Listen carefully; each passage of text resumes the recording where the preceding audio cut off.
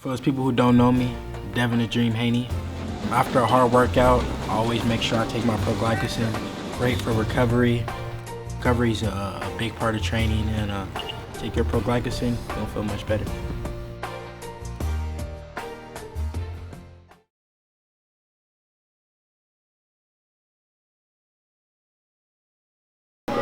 So Danny, it seems like now that fight week's here, the consensus is for you to win the fight, you got to box this perfect fight with your legs for 12 rounds. Is that how you see it, or? Yeah, that's kind of been the notion of the fight, especially the general public who truly don't know what I all bring to the table. You know, I have so many different things that I can do inside that ring. I mean, we've seen it in my last fight with Serbian Derevchenko. I use a different style that you guys are not normally used to seeing, and it benefited me to get the victory. And for this fight, I look forward to doing the same, putting everything together, figuring out what I need to do inside the ring, but ultimately just making it a decisive win. I don't want no controversy with this decision. Well, I mean, because the Triple G fight kind of wound up being controversial, came up just that short, so do you feel like there's anything in this fight you need to do different from that experience that'll make the difference between just losing by that much and winning the fight?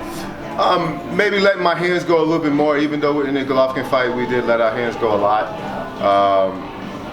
And landing the more significant punches. Sometimes Canelo has the crowd, and even when you block certain punches or combinations, the crowd go oohs and ahs, and that can be somewhat, of an influence to the judges.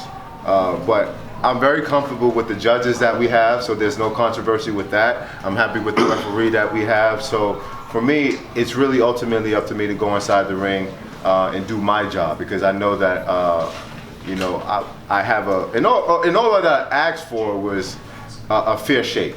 With everyone talking and bringing up the judges and things of that nature, I've always said and agreed that, yeah, Canelo does sometimes get favoritism in Vegas, but all I ever wanted was just a clean shot to go in there and face one of the best, to prove that I'm the best. And I think that we've got that with the panel.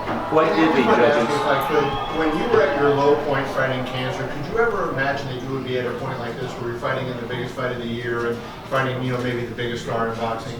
Absolutely not. And my lowest point to me was when I had to move back in Brownsville with my mom, and I was sleeping on my mom's couch. And even at that time, it was still really hard for me to maneuver and walk and do all of these different things. So, sleepless nights, times where I used to cry, times where I used to just even doubt if I could even walk right again. I never thought about this opportunity.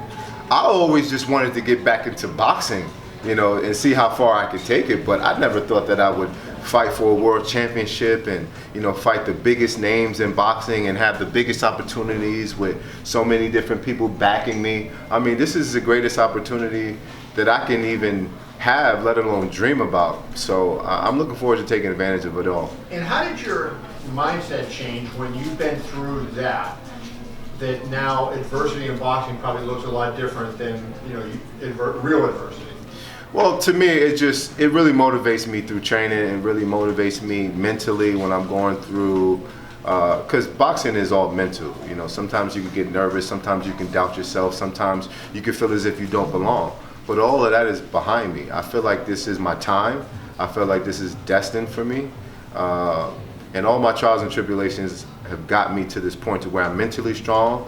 And the mental has got me to a place where I can be physically at my best. And I'm in stellar shape. I'm looking forward to putting it all together come fight night. And last question on that topic. When you said you had to move back in with your mom in Brownsville, was it because you needed her to take care of you physically, or was it because money-wise you just had nothing going on? Well, at that time, I was the golden child, right? And, things were coming at me so fast. I was with De La Hoya and those guys, he was with Golden Boy, right? And we was fighting every other month, or every month we was fighting, right? Yeah. And we would come to Vegas and go back to New York and, fight in so many different places. So, for me, I thought that it couldn't end. And my spinning habits, down to so many other different things that I can say, but it led me to a place where not only financially, but physically, I couldn't take care of myself. And I had to move back in with my mom and, to make sure that I can be okay. And I still have my child, I have my lady, I had so many different things and so many hurdles that I had to jump over for me to be at this point now, which I'm grateful for.